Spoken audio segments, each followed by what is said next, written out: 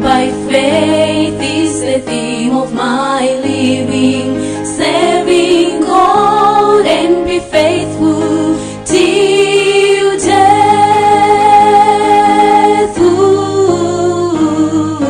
When this life is over and the wake is ended, Jesus Christ to come and take me home, where there'll be no sorrow, all is peace and joy. Forever we will sing redemption song.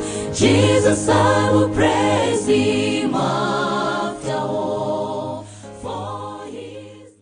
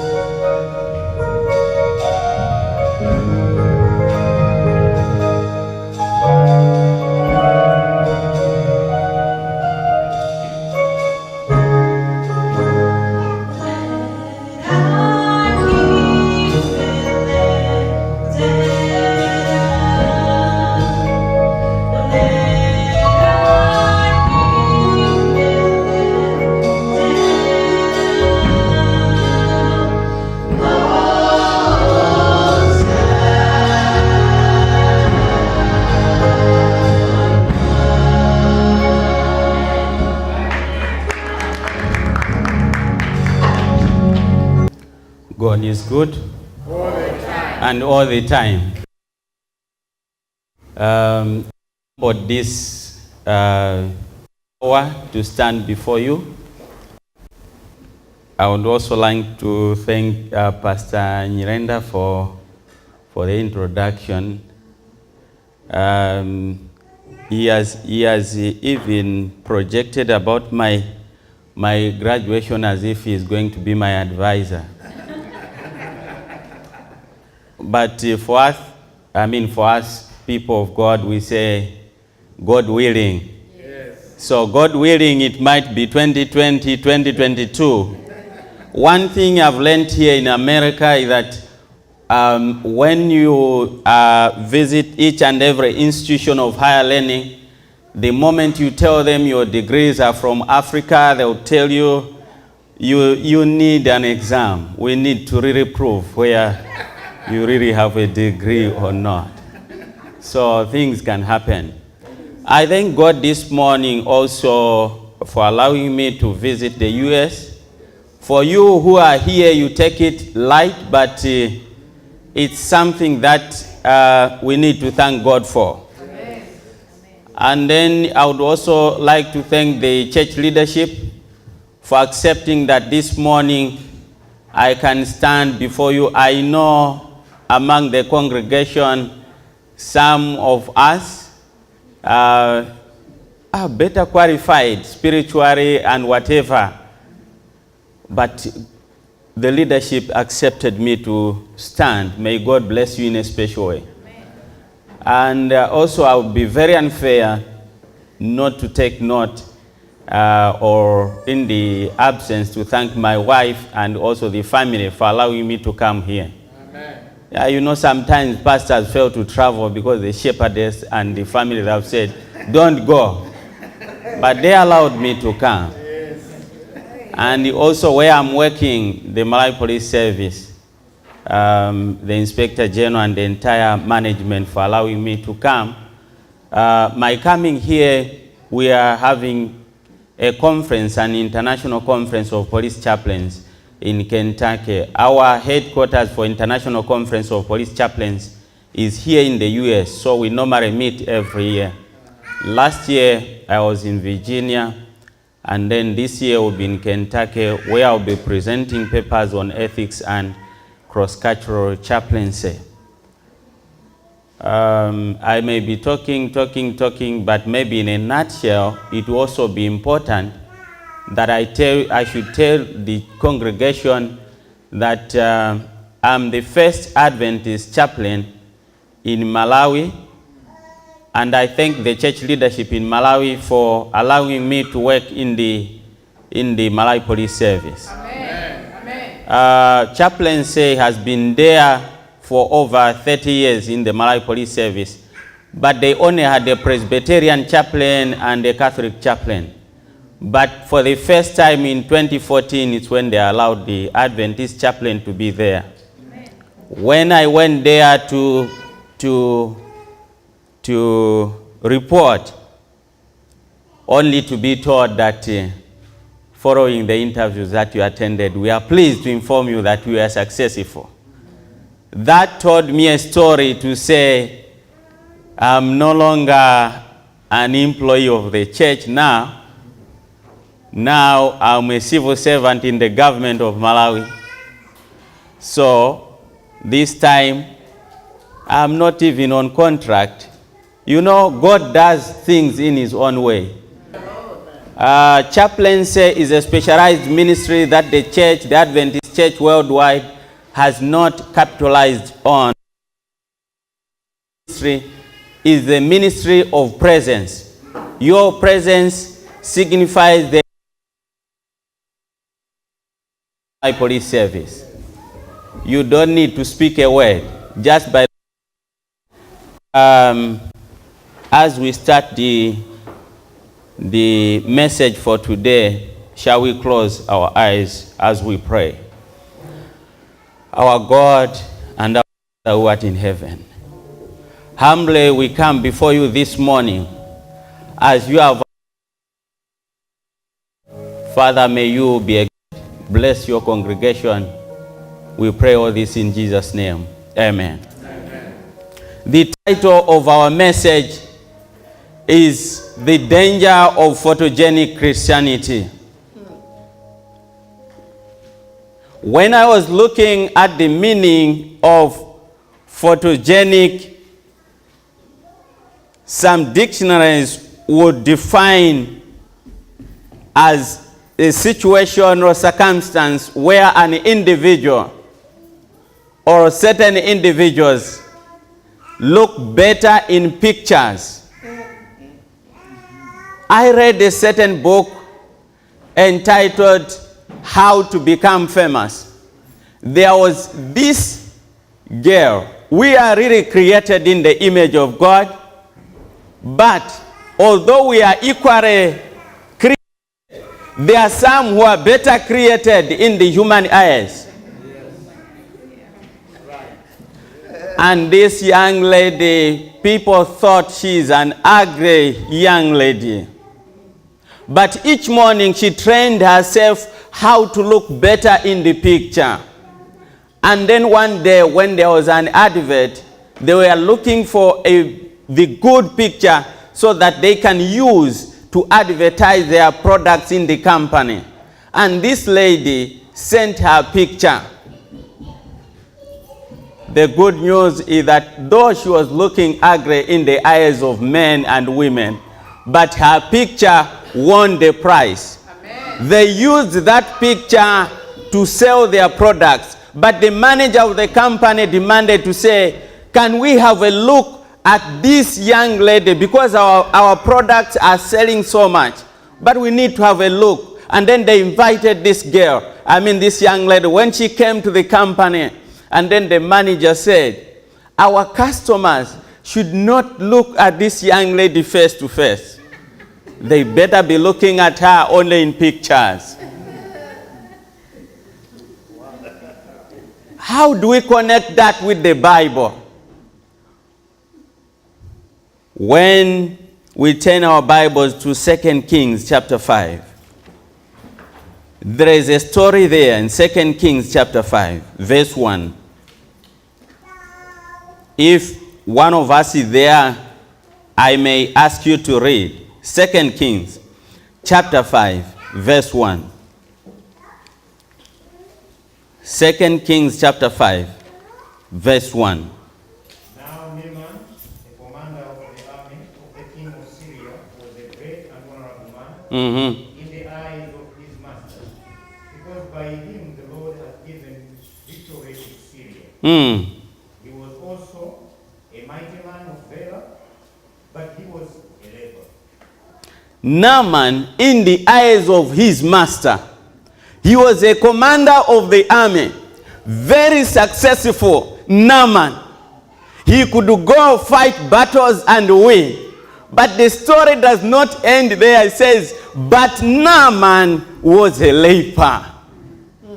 You know, many of us in our pictures, we look very beautiful. We can go fight battles, but there is some kind of leprosy. If I was to make another sermon, I would have said, what is your but in the life that you have? Academically, you may be successful. People may look at your picture, at your photo, to say, this is a successful person academically. Socially, this person is successful. But you have a but in your life.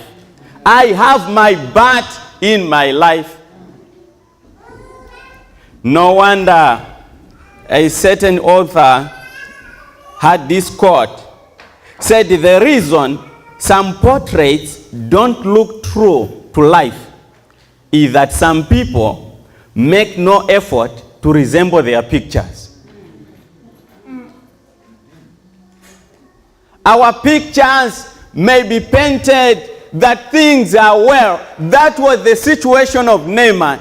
Very honorable, a person who in the eyes of his master could go fight battles, win battles, but the leprosy was still there with him.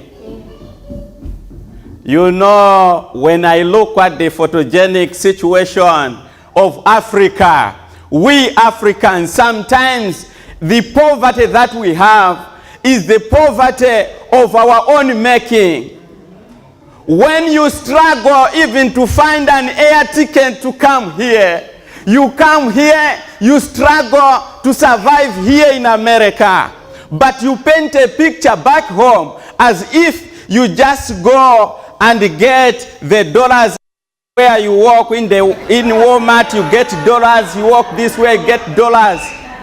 So what has happened in Africa is that when they hear brother is in the USA, when they hear an uncle is in the USA, they sit down and they stop working, expecting dollars from the USA. Amen. Why? It's the picture that you have created that you have money. Amen. And you are making people lazy in Africa to find solutions of their own lives.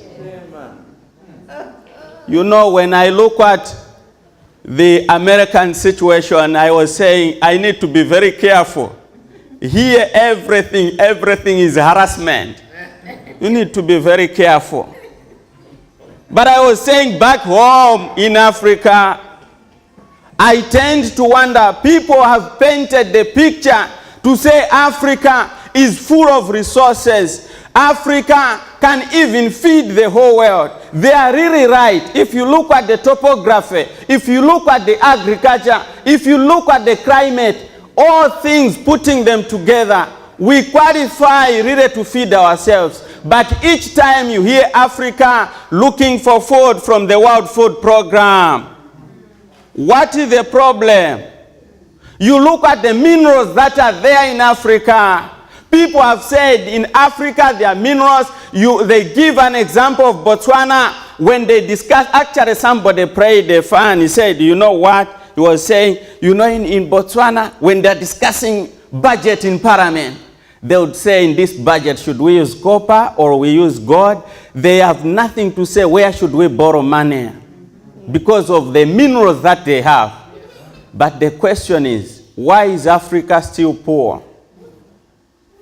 I was looking at somebody was commenting the issue of electricity. He says, if you go to Congo, River Congo, they will tell you to say River Congo has the capacity to supply electricity the whole of Africa. You go to Congo, you never find electricity. What is the problem of Africa? What I'm trying to communicate this morning is that Orson Welles, one of the authors, had this to say. He says, I don't believe in learning from other people's pictures. I think you should learn from your own picture.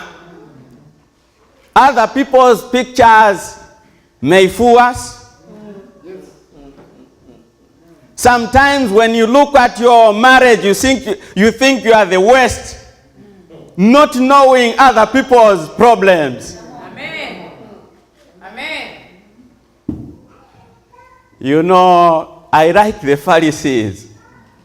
In Matthew chapter 23, verse 27, Jesus had preached, had done all the miracles, had done every ministry. Now he knows I'm going towards the end of my ministry. I need to tell these people the truth of the matter. And Jesus says, woe unto you, Pharisees. You paint a picture outside. You are like sepulchres. You are like whitewashed tombs. You look nice outside, but you are inside you are full of dead bones.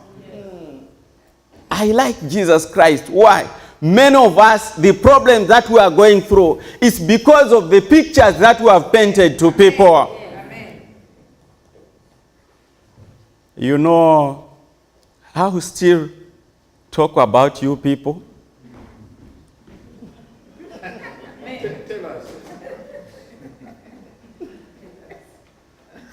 You people are doing more harm than good.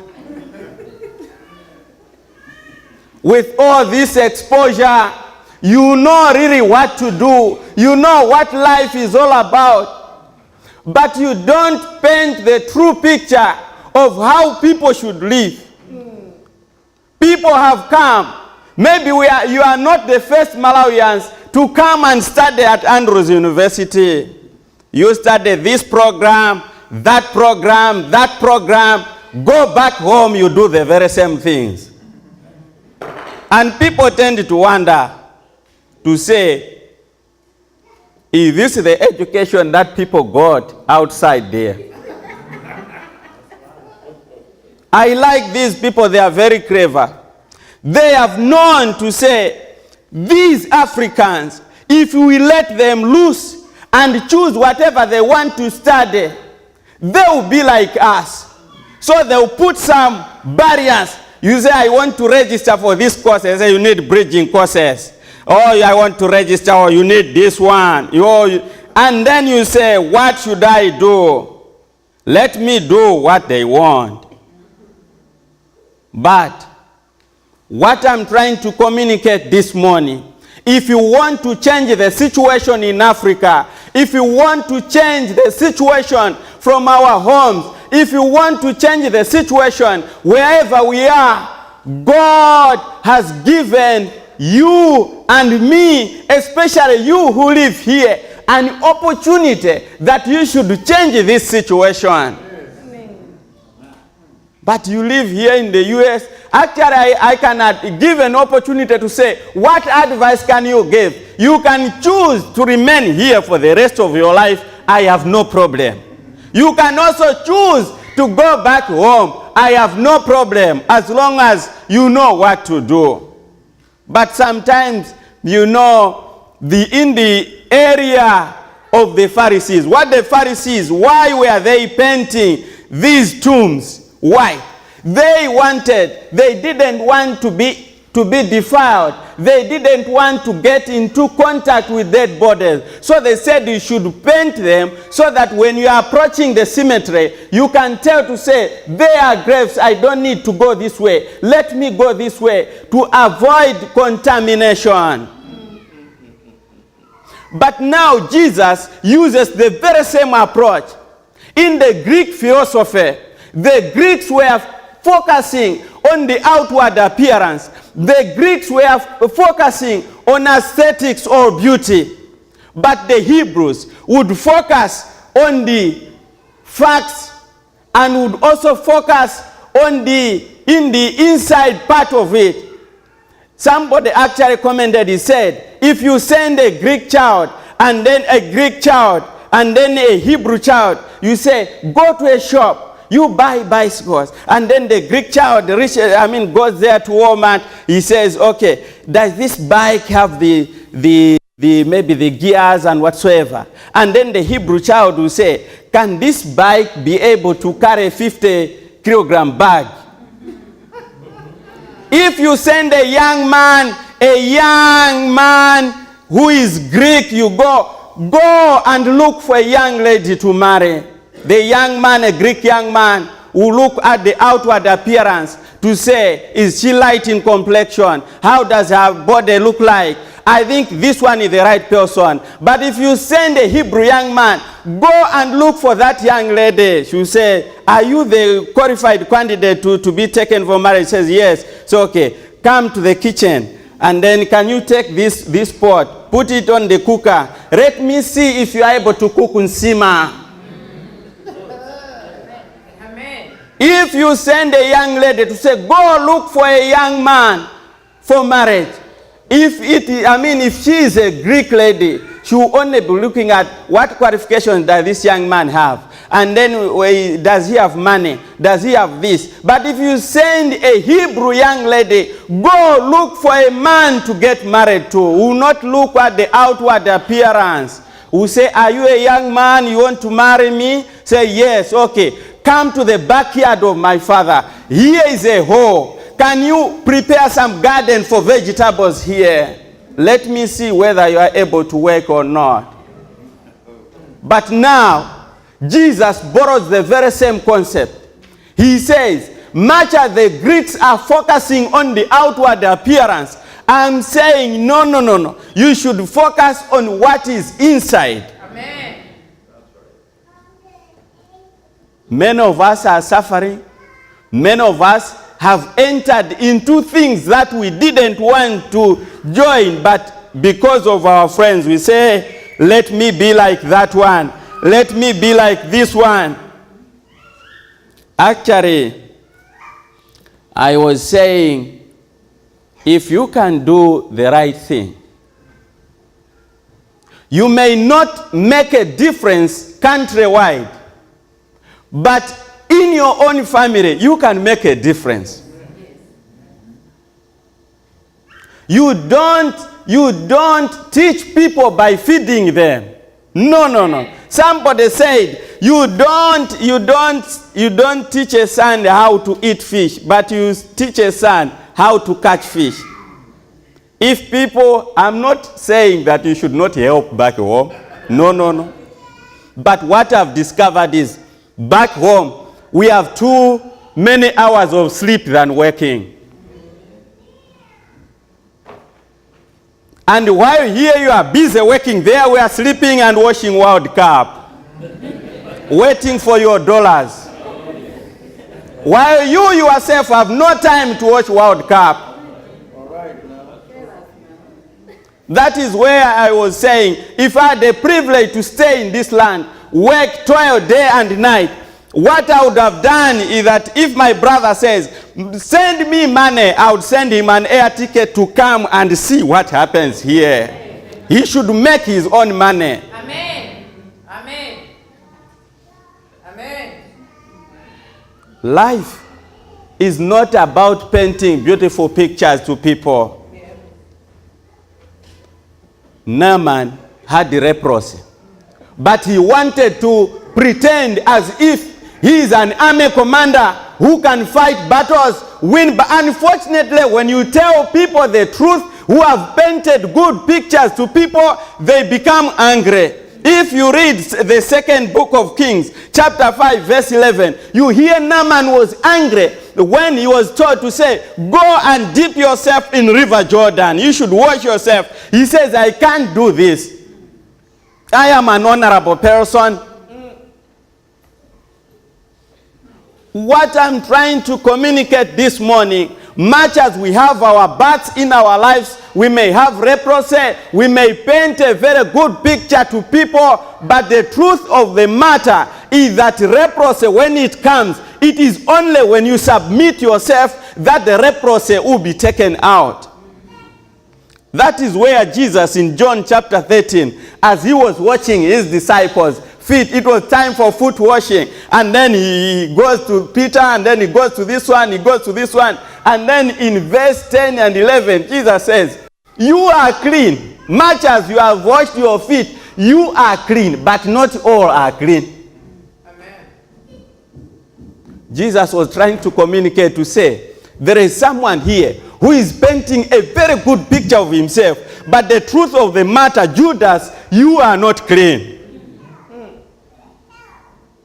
For me, I tell people to say, my weaknesses, nobody should come to you and be pleading to you, brother, please, can you change?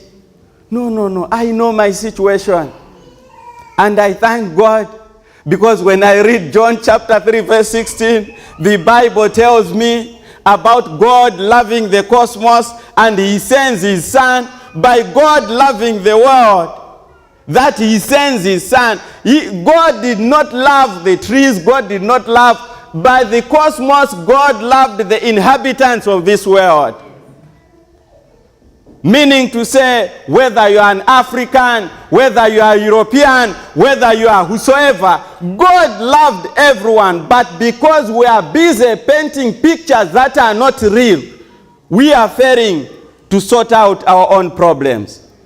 Spiritually, the Adventist church is full of photogenic Christianity. They will preach from the general conference, divisions. You can preach whether down south to the local church. They will tell you, we are created in the image of God. But the truth of the matter, they look at an African and say, this one is not equal to us. It's not equal. And that is why they will dictate what should happen to an African. Sometimes I was doing a very simple survey, and then I was looking at it, I said, you go to Andrews, they will name it Andrews University. You go to Oakwood, they will name it Oakwood. You go to Avondale, they will name it Avondale. You go to South Africa, they will name it Heidelberg. But because it is in Malawi, they will say Malawi Adventist University. Say, hey. And they'll say, no, we want to build a school. That's very good for us. We want to help Africans. These Africans, we should help them. And they'll say, now we have formed the Adventist University of Africa, so that when you get a degree, it's known you are from Africa.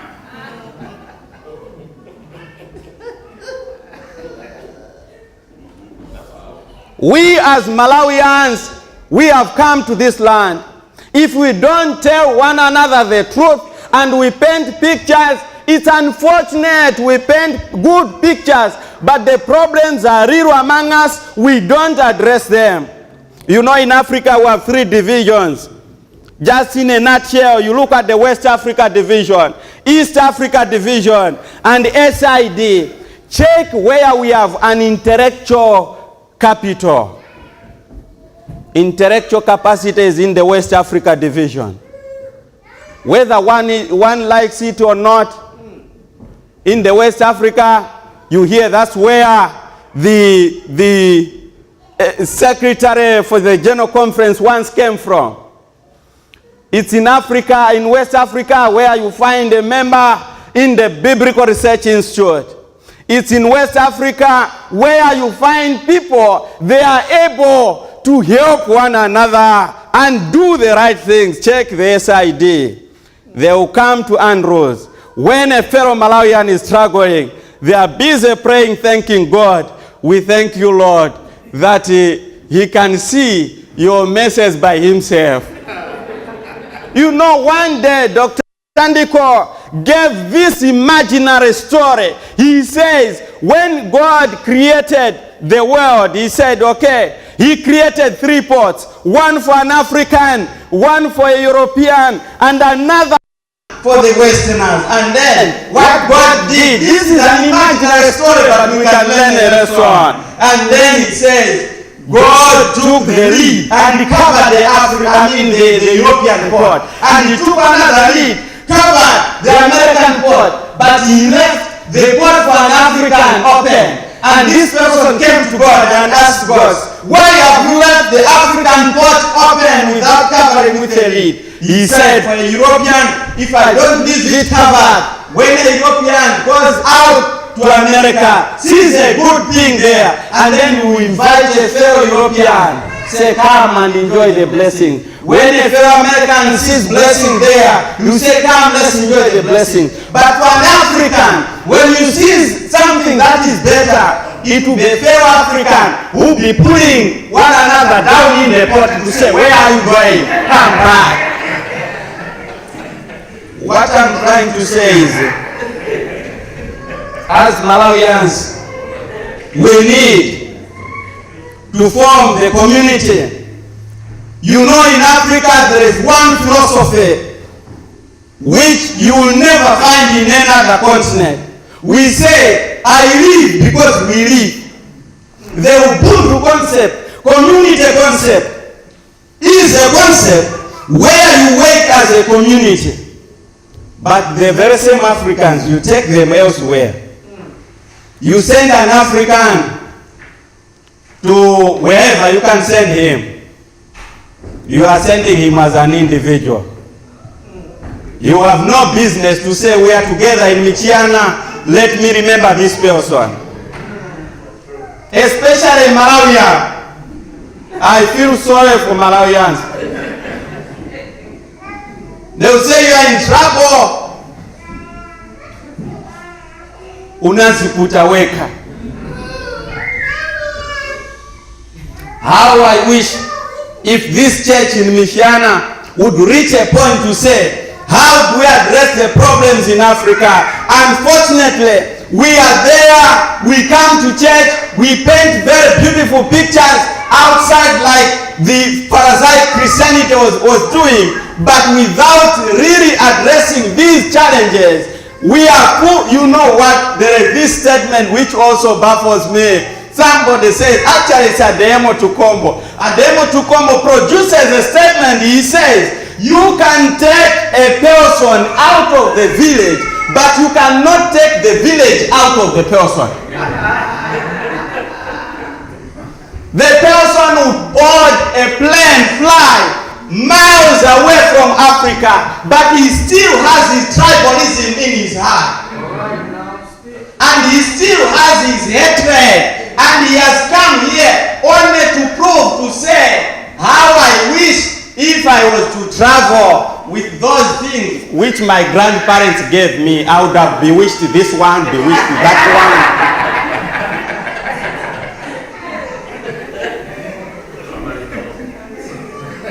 But I thank Naaman upon realizing that I have a problem, I have leprosy. Yes, I'm successful. Yes, I'm honorable, but I need to address my problem. Naaman, what Naaman did was, he went and voluntarily accepted the advice given by Elisha. He says, dip yourself in River Jordan. And Naaman went and did exactly, and the leprosy was gone. You know, for us, we have come here, dipping ourselves in these waters of America to wash away our physical leprosy, our economic leprosy. It will be up to us to sort out those issues. But it will be very unfortunate. You come here, dip yourself in America, many years, you go back with the very same leprosy of poverty that you came with. Why? You don't know how to manage yourself. Sometimes we appear to be so sympathetic, not knowing that those people that we are sympathetic with, they are also sympathizing with us. You spend 10 years here, they are calculating back home, and they will say, what has he brought from America? Forgetting that you were sending them money. Amen. Amen. And you are busy. Each time you just buy a small thing here, you post it on Facebook, and they look at you and say, hey, what is he doing there? What is he doing there? What is he doing there? What I'm encouraging you to say, the pictures that we paint out there should match what we have inside. Spiritually, I humble myself to say, much as Christ has given me this opportunity, I should humble myself and say, Christ, what is it that you want from me? And if we submit to Christ, Christ is going to tell us to say, my son, my daughter, people may look at you to say you don't have a beautiful face in the picture, but I can change your history. If you don't make use of this opportunity, you have no excuse. This morning, my appeal is that, as Naaman did, we should not be like the Pharisees who were busy painting pictures. You know, our young men and young ladies who are here, I usually advise them to say, if you want to buy a chicken that you want to what? Raise. You don't buy it on the market. On Facebook, you are there. Of course, that's a very good approach for us because we are in this land. You will never find someone walking by the streets. That's the modern approach. That's a good one. But much as you look at those pictures, have time to look at that person individually. Amen. Hey. You know what? In terms of whatsoever situation that we go through, I feel sorry. Much as the church is progressing, but there are many issues that we need to address. We have a global issues that are going on, but we may not change the situation globally. But locally, I can change the situation in my family. I can change the situation in my home where I live. What I'm trying to appeal this morning is that as we are changing our situation physically, as we are changing our situation economically, as we are changing our situation whatsoever situation, but we should remember one thing, to say we may address the academic reproach, we may address the social reproach, we may address the economic reproach, but if we don't address the spiritual reproach, we have missed the mark. When Jesus is coming, he's not going to say, who went to America, may you be first to enter heaven. No.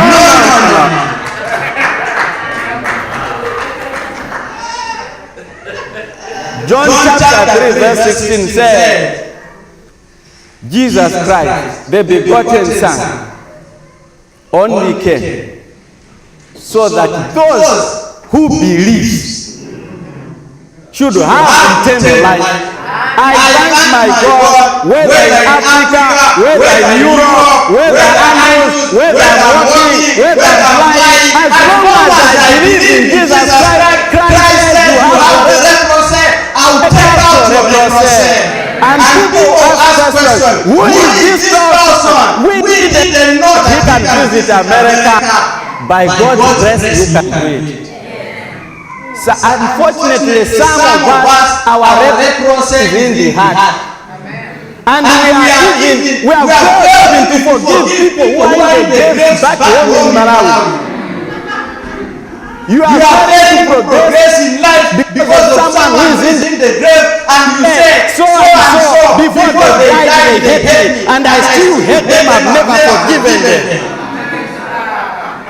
I remember one person was giving us a story from Zambia. He said, this is a very touching story. So it was a time for food washing, and these two pastors had quarreled one moment, and then all people had taken the food washing basins, and only the two enemies who had remained. And then what happened was that after washing the first feet, the pastor said, wait a minute. You have washed enough, you can't wash each other's feet. Unless Christ and Satan have reconciled, then you can wash my feet. You are my enemy, we cannot wash my feet. There are people who come to church with reproach, they walk with it with reproach, they walk the classroom with reproach, they go everywhere with reproach, and then came to the Christians. Some of us have come here to America with the head. We finish studies, go back home with the very same head. We have come here with tribalism. We go back with the tribalism. We have come here with whatsoever, and we go back with the very same reproach. My challenge this morning is that as we have this opportunity, may God give us the grace that we need to say, I've lived with this reproach enough. You know, some people are worried because of the marriage. You say, so I don't know what my wife left me, my husband left me. Jesus has not left you alone. Amen. Amen. You know, it's funny things of this world. People can say that, you know, some of us will try to propose elsewhere. That's where we wanted to marry. Things did not work. Things did not work, but Christ gave us someone, so it happened. But what I like, one thing about ladies, they will talk one thing today, tomorrow they forget and they say, I don't know what I was doing. Say, hey, you don't know what you are doing that time. And then they tell me I should have been married to a pastor, you know that. It's God.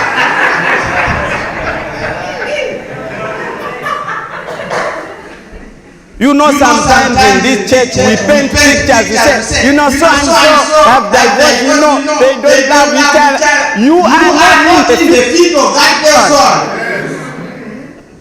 Amen. And some of us children, we tend to hate our parents. How I wish I was born in that family. How I wish I was born in that family. Do you know? You will only understand when you also marry. What I'm trying to communicate is that all of us have leprosy. But when we come at the feet of Jesus Christ says, my son, my daughter, people may talk about your leprosy, people may talk about your weakness, as long as you may not act as a Pharisee. I'm ready to forgive your leprosy. I'm ready to remove your leprosy. And who will be able to stand and say, cry, and who ask questions, how is surviving meant about God's grace?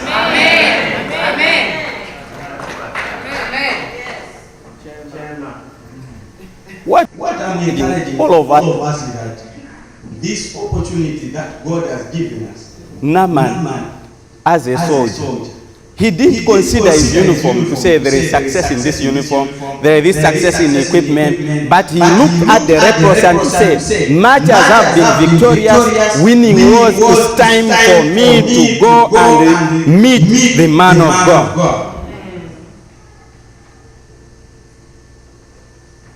In this life, this might be our opportunity. This morning as we stand and we pray together, my appeal is that you may not know my leprosy, and I don't know your leprosy, but Christ knows it all. As we pray and come to Him, each one of us should also pray to God, and God, you know my leprosy. It may be academic leprosy, social leprosy, whatever leprosy, but spiritually, I want to submit to you. God is going, my son, is going to say, my son, my daughter, on that particular day that you say, yes, I have leprosy, I need to submit to you. God is ready to reconcile with us. God is ready to make us whole. God is ready to prepare us for His kingdom and also make us successful in this world and in the world to come. Let's pray.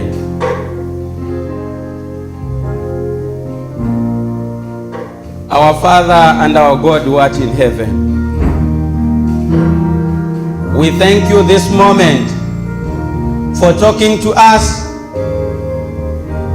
Father, we may have painted pictures that are not real, but you know our real situations. May you meet each one of us at the point of his or her needs, so that as you appear in the sky, you should be found in your kingdom. May your grace be with each one of us. May you make us candidates for heaven. May your face shine upon us now and forevermore. We pray all this in Jesus' name. Amen. Amen.